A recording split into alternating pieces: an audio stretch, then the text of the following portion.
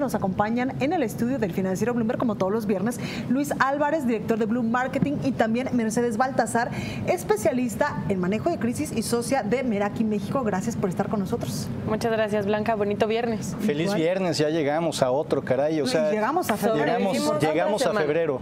O sea, apenas van 2 semanas de Trump como presidente de Estados Unidos y todos estamos agotados.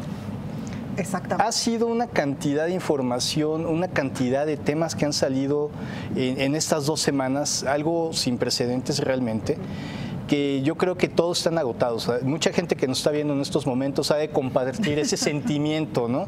Y además, ¿qué vamos a hacer? Se levanta uno y en vez de leer, no sé, periódicos nacionales o internacionales, de checar el Facebook o el Twitter, lo primero que hacen es literal checar el Twitter de Donald Trump para saber qué es lo que va a pasar. Ya es un vicio, antes era adictivo, pero ahora ya es una necesidad. Exactamente. ¿Por qué? Porque descubrimos ataques constantes a México, descubrimos ataques a las empresas que trabajan en México, descubrimos conflictos diplomáticos que uno no se imaginaría. O sea, el tema de la llamada con Australia, ahorita vamos a hablar de la otra llamada, pero la llamada con el primer ministro de Australia, donde Donald Trump le colgó el teléfono al primer ministro de Australia. Y después tuiteó al respecto, además. O sea, además tuiteó al respecto porque de estaba muy haberle enojado colgado. con Australia. Claro, ya tocaron un punto importante, la llamada, estas llamadas constantes que ha hecho el presidente de Estados Unidos, Donald Trump, a varios presidentes de varios países en el mundo, y él ha dicho, bueno, esta es mi forma de ser, voy a seguir siendo duro con ellos porque es en beneficio del país. Pero Mercedes, del mundo. Exacto. Mercedes, esta semana pues nos dieron la noticia AP de esta filtración supuestamente con lo que contuvo la llamada entre el presidente de Estados Unidos y el presidente mexicano Enrique Peña Nieto. Sí, esta filtración además refleja mucho el sentimiento generalizado.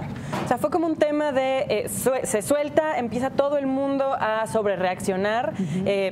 La llamada incluía una supuesta amenaza de pues ya un involucramiento militar por parte de Estados Unidos, que llegaran tropas norteamericanas al país para que pudiéramos nosotros hacernos cargo de los bad hombres que no hemos podido pues, mantener a raya, lo cual pues es prácticamente como la antesala a una declaración de guerra o a un anuncio de invasión. Entonces, reaccionamos sobre esa magnitud. La Secretaría de Relaciones Exteriores emite un comunicado bastante duro contra los periodistas que estaban pues, diciendo que tenían de primera mano la filtración del transcript.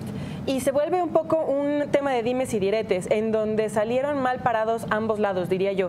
Tanto la parte periodística, porque al final resultó que la fuente no era sólida, que era más un tema de a mí me dijeron y me aseguraron, un poco como decimos nosotros, mejoraron por esta y si no me creen aquí traigo otra, así de verdad, sí tenemos datos correctos de qué decía la llamada.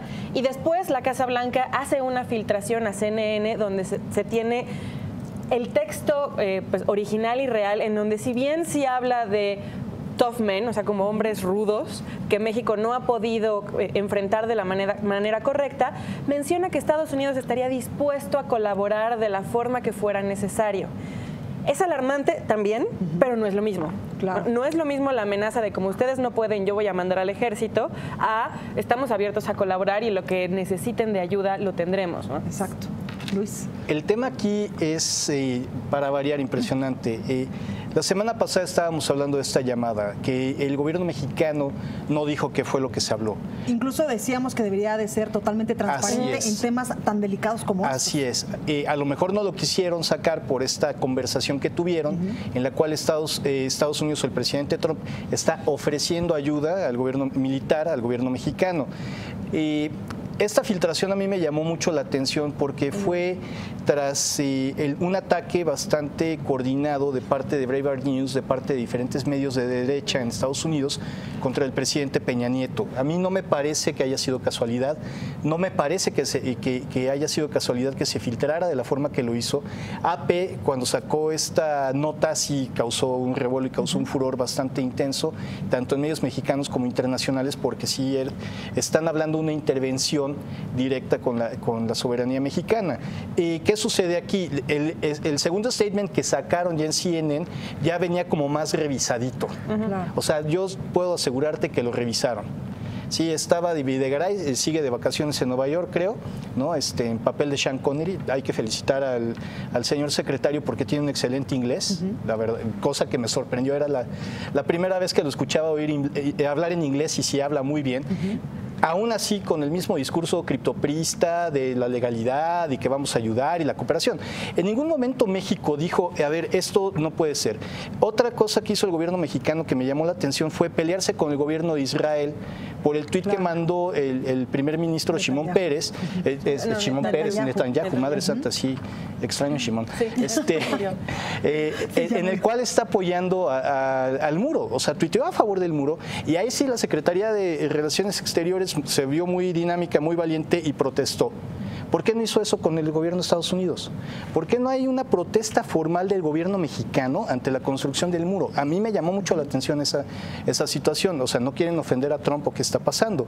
Y las negociaciones con México, después de la llamada también con el primer ministro de Australia, recibieron inmediatamente al embajador de Australia en la Casa Blanca. Que yo sepa, todavía no reciben a Videgaray en la Casa Blanca. Que yo sepa, no han recibido al embajador de México en la Casa Blanca.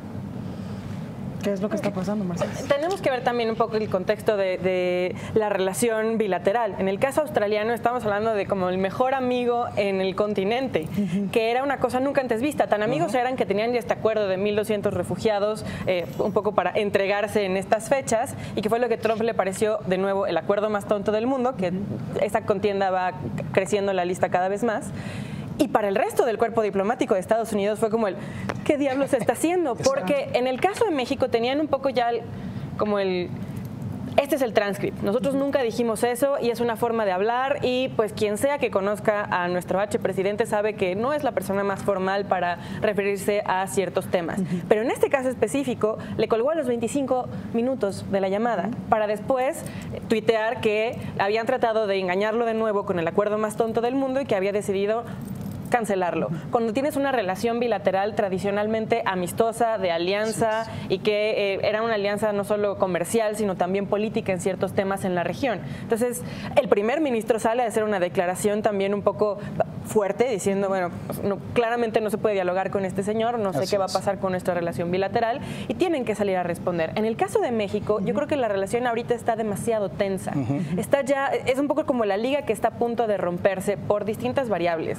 Por un lado, esta concepción de que es el primer presidente que le dice que no a Donald Trump una vez en el poder. Hemos tenido un poco esa bandera. Por otro lado, el muro y la plática del muro, que no sabemos hasta dónde va a llegar esa discusión.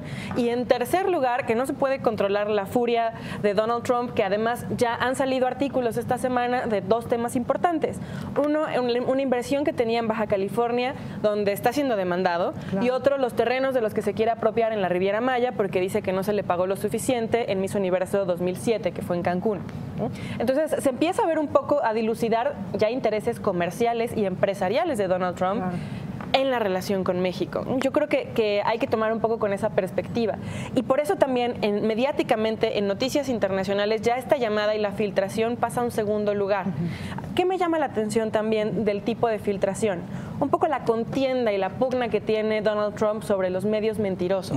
Sí, claro, que de hecho en su primera aparición ya como presidente de Estados Unidos, recuerdo que fue en la CIA, donde dijo, bueno, las personas más deshonestas del mundo son los periodistas. Esto es algo muy importante y ya ha tenido un efecto muy grave. O sea, prácticamente la gente que apoya a Trump y gente que incluso que conozco, puede estar esto en la primera plana del New York Times, puede estar en el Washington Post, en el Wall Street Journal, y para ellos es fake news. Prefieren leer Breitbart o el blog del vecino, que para ellos es más honesto, porque no es liberal, porque es conservador y coincide con sus ideas. Ayer Kellyanne Conway se aventó una puntada que me encantó cuando habló de la masacre de Bowling Green, ¿no? Diciendo, y ustedes los medios no lo cubrieron, ¿no? Y todos se quedaron con cara de qué me estás hablando. Según ella había habido un atentado en la ciudad de Bowling Green, en Kansas, que los medios no cubrieron, un atentado terrorista, cosa que no fue cierta. Claro. Hasta el día siguiente salió, dizque a defenderse y disculparse, pero seguía atacando a los medios.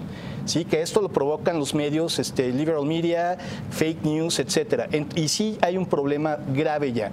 O sea, los medios de comunicación en Estados Unidos están teniendo, esta filtración de la llamada por AP también ha sido muy cuestionada.